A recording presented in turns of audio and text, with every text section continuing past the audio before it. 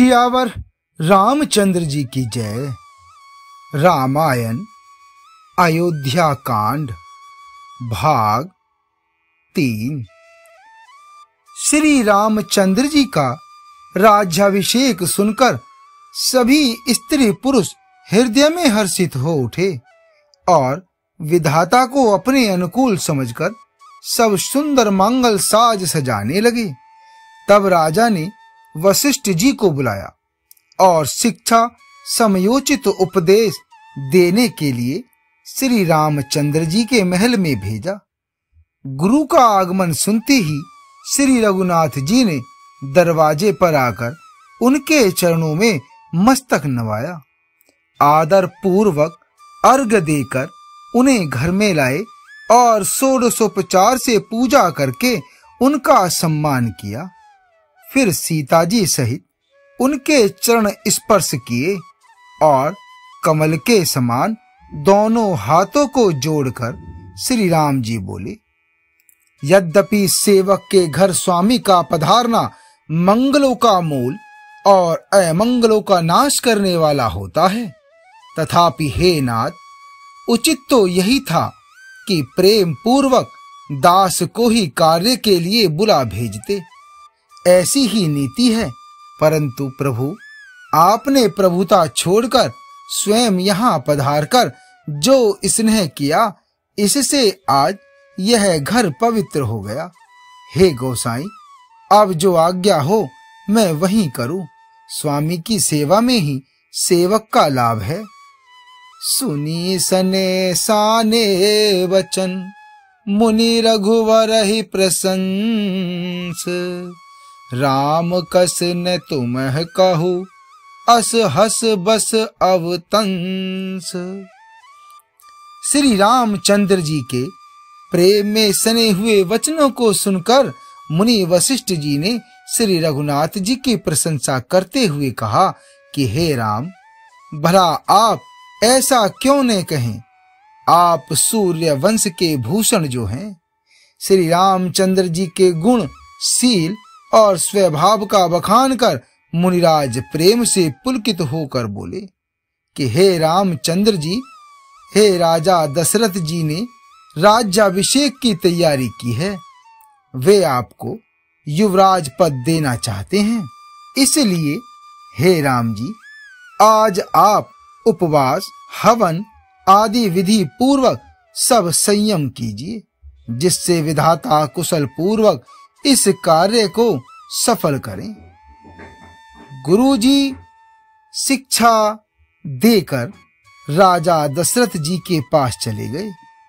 श्री रामचंद्र जी के हृदय में यह सुनकर इस बात का खेद हुआ कि हम सब भाई एक ही साथ जन्मे, खाना, सोना, लड़कपन के खेल कूद, कंछेदन, यज्ञोपवीत और विवाह आदि उत्सव सब साथ साथ ही हुए हैं, पर इस निर्मल वंश में यही एक अनुचित बात हो रही है कि और सब भाइयों को छोड़कर राज्याभिषेक एक बड़े का ही अर्थात मेरा ही होता है।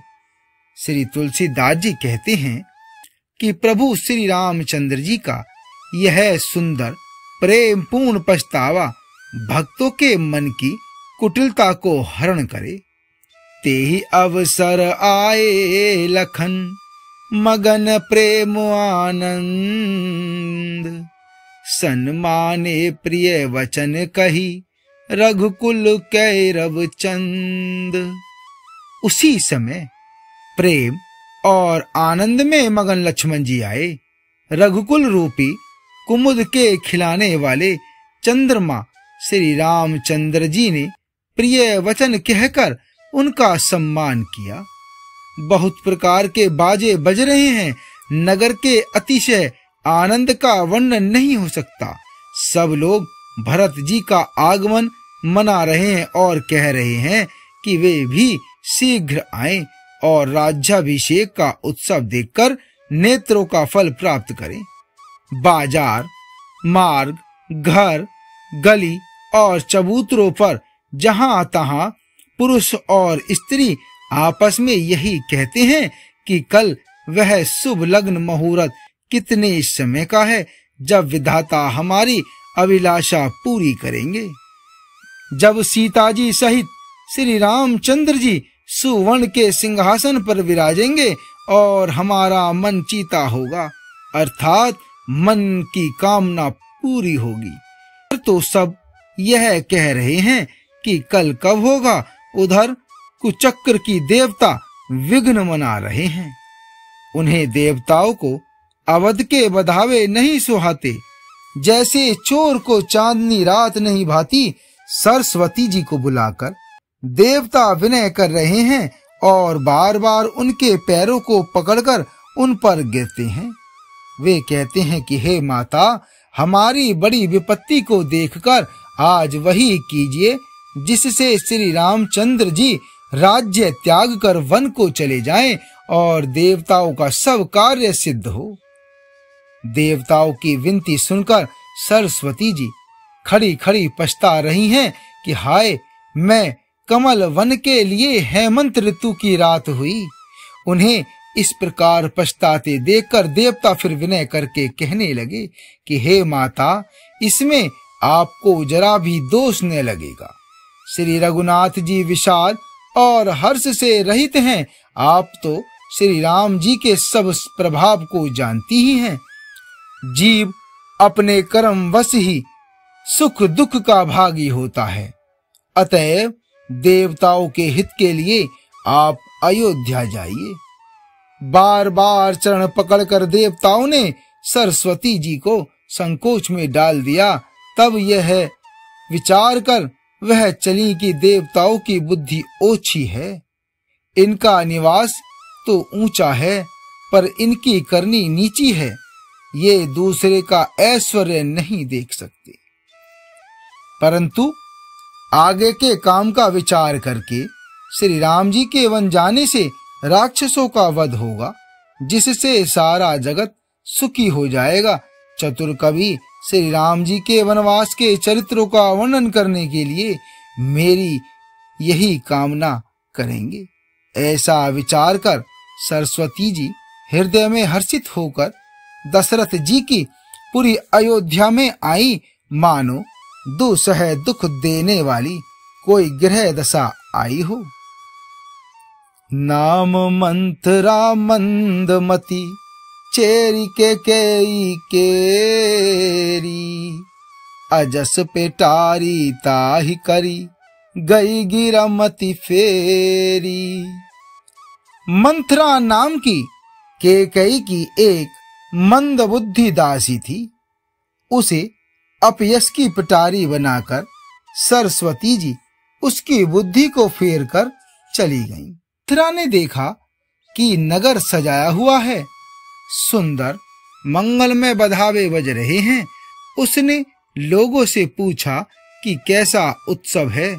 उनसे श्री रामचंद्र जी के राज तिलक की बात सुनते ही उसका हृदय जल उठा। वह दुर्बुद्धि नीच जाति वाली दासी विचार करने लगी कि किस प्रकार से यह काम रात ही रात में बिगड़ जाए। जैसे कोई कुटिल भीलनी शहद का छत्ता लगा देखकर घात लगाती है कि इसको किस तरह से उखाड़ लूं। वह उदास होकर भरत जी की माता केकई के पास गई। रानी केकई ने हंसकर कहा कि तू उदास क्यों है? मंथरा कुछ उत्तर नहीं देती, केवल लंबी सांस ले रही है और त्रिया चरित्र करके आंसू ढरका रही है। रानी हंसकर कहने लगी कि तेरे बड़े गाल हैं, तू बहुत बढ़-बढ़ कर बोलने वाली है। मेरा मन कहता है कि लक्ष्मण ने तुझे कुछ सीख दी है, अर्थात दंड दे दिया है। तब भी वह महापापनी दासी कुछ भी नहीं बोलती, ऐसी लंबी सांस छोड़ रही है मानो काली नागिन फुफकार छोड़ रही हो। तब रानी ने डरकर कहा, अरे कहती क्यों नहीं? श्री रामचंद्र, राजा लक्ष्मण, भरत और शत्रुघ्न कुशल से तो हैं।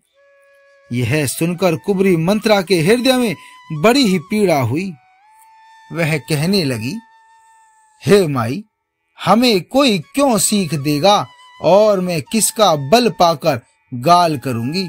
बढ़ बढ़कर बोलूंगी, रामचंद्र को छोड़कर आज और किसकी कुशल है जिन्हें राजा युवराज पद दे रहे हैं।